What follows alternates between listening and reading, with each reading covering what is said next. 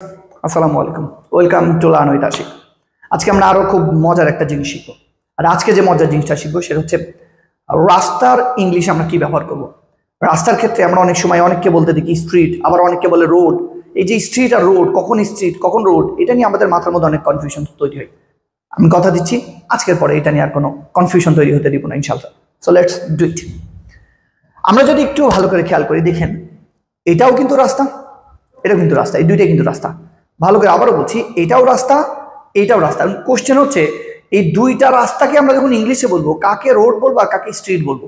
আবার বলছি, আজকের পরে এই প্রবলেম আমরা আর হইতে দিব না ইনশাআল্লাহ। খেয়াল করবেন, মনে রাখবেন, যেই রাস্তার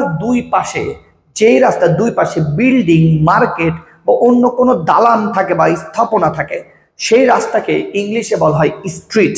আমি আবারও বলছি, যেই রাস্তার দুই পাশে বিল্ডিং থাকে বা কোনো প্রকার বাড়িঘর থাকে বা কোনো মার্কেটে থাকে, এক কথায় মার্কেটের রাস্তা, এলাকার রাস্তা বা ঘর বাড়ির চারপাশ দিয়ে রাস্তা, তাদেরকে আমরা বলবো স্ট্রিট।